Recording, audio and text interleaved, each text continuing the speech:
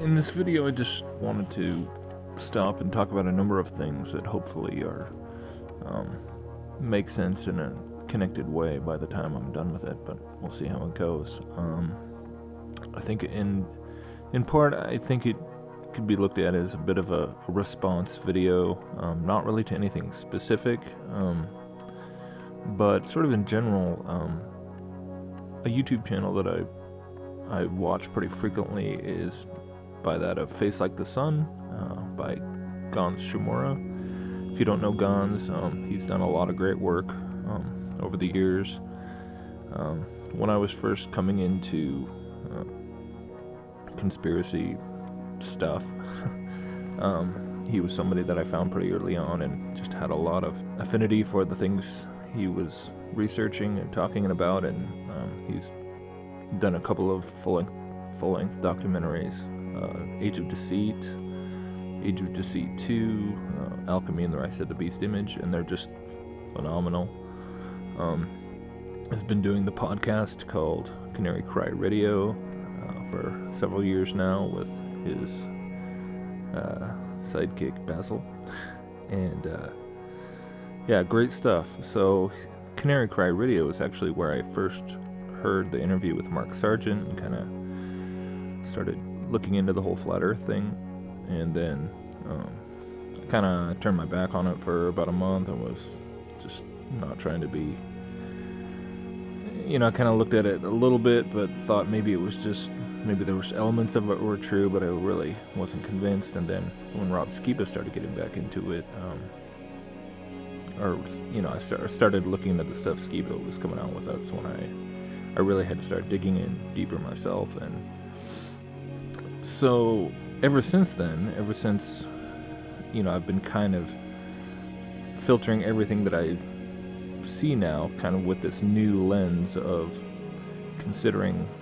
a very different, not just conception of the earth, but the cosmology as a whole, this different paradigm here of an enclosed earth, and obviously, all the ramifications of that, where space is, there's no such thing as outer space, the planets, the stars, all sorts of things are obviously different in that model. So it's been interesting to then be watching the FaceLiketheSun channel, watching Gonz and his videos, and seeing, it's ironic because that's where I first heard about this whole concept, and now he definitely seems like he was looking into it or considering it for a short while, possibly, and then it just kind of just was done, and he just didn't want to hear it anymore, and was constantly being, having, like on every video he does now, there's so many people that are getting very passionate about this flat earth issue that he's constantly fielding comments and questions and things. And I admit I've been one of those people who keeps pestering him, probably, but anyhow, he's always talking about this idea of the secret space program, and the idea of, that there's a possibility of space-based weapons and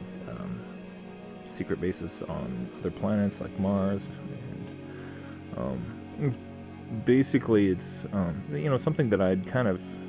been hearing him and other people talk about for quite a while, and obviously I thought, well,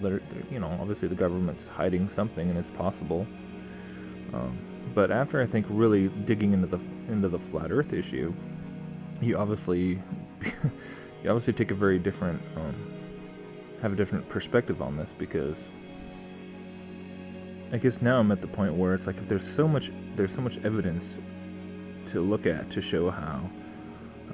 the Apollo missions are fake, the Gemini missions are fake, the International Space Station is fake, NASA's lying about all these things, and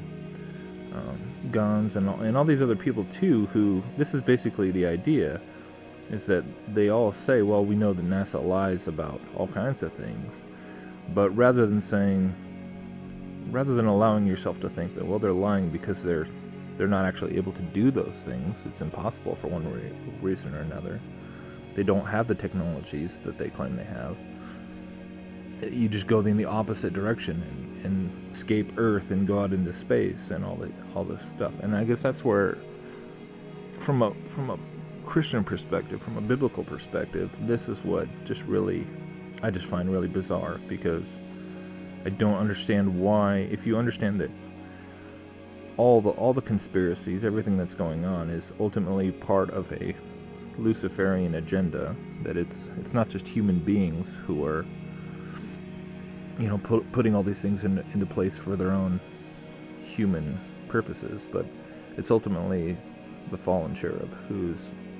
rebelling against God and mounting basically an assault in the last days.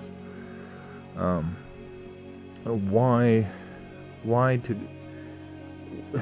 this unwillingness to even question just this idea that the outer space has to be a part of it? Why does space have to exist in the way that we all, like, why is there such an emotional attachment to this idea of outer space and spaceships and planets and all these things? If at the one time you're saying it's all a deception, and there's the whole alien deception and all of that, but at the same time you still want to believe like certain pieces of all this propaganda, even within like the truth movement and the conspiracy circles. Because that's what's strange, is that you've got these people out there who are Joseph P. Farrell, even David Icke. David Icke is a big proponent of the secret space program idea, and so from my perspective, these are just, especially David Icke, is not what I would call a solid source, and neither of these guys are coming from anything at all from a biblical perspective. So why? And I think it's just the logic is that there has to be something to it. I think people, ever since coming into the flat Earth perspective, it's amazing to me how much I've been realizing and coming into contact with people who just have the hardest time letting go, like there can't be nothing to the whole space program. Like they can't accept that it's just all a hoax, that there isn't really some purpose to it. And I think that's the purpose of, or why I wanted to speak up about this, because I personally don't think that we need to say that there's nothing to it, and I think there is a secret space program, but it just might not be in the way that we think. And basically it always comes back to this, well, I know I keep hammering away about it, but I feel like it just hasn't nearly been emphasized or explored enough, and that is, what we might call this Enochian cosmology perspective, or just a biblical perspective, understanding that rather than just thinking in terms of everything being a physical, scientific, materialistic universe, that obviously there are spiritual realities, there are spiritual dimensions, and when we think of angelic beings and entities that can exist in different dimensions, that doesn't mean that these are not also physical. It's just that when you think about dimensional realities, these are higher dimensions of the physical universe. Okay, and basically, and recently I started thinking about this in terms of like the analogy of going back to the whole flatland thing. And okay, when it is described, if planets, okay, if the Earth is an enclosed system with the firmament around it and the sun, moon, and stars are inside, obviously planets are not these big massive spheres way out in the solar system of space, but they're something else, right? They're just stars. They're the wandering stars. And so you have this whole question of like, well, why would these fallen angels and part of the satanic agenda, going back all the way to the earliest times, the ancient times, why would they propagate this idea that these wandering stars are planets or these ball places that possibly we could go if we only developed the technology to fly millions of light years away, or millions of miles away. I guess the planets in our solar system aren't light years away, but millions of miles. You know, why do that if obviously if the Earth is flat and we're looking at an ancient Hebrew type cosmology, then Satan has known this all along. He knew this before, you know, humans knew anything. You know, he's been there. He's seen it all. You know, why make all that up, and why create this whole space program to supposedly go to places that he knows is impossible? You know, what's the point? But I think again, we'll go back to the dimensional, you know, multi-dimensional cosmology. Now within the flat Earth, because I hear this a lot too, is that like people who even who are Christians and believe in creation or the creator in the Bible, whether it's a biblical creator or not, but you know, people who I think are very attached to the idea of the vastness of space, speaking to the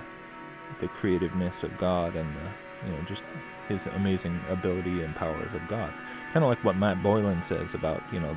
the enclosed Earth being, well, you must have a really small God if, you know, it's not infinite but it's enclosed. And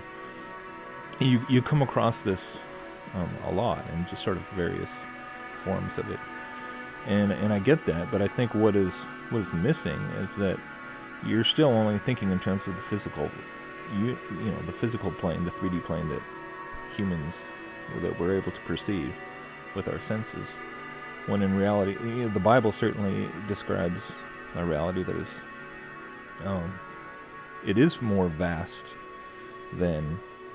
what we are capable to see, but the vastness isn't simply comprised of just three-dimensional, you know, vastness, three-dimensional space.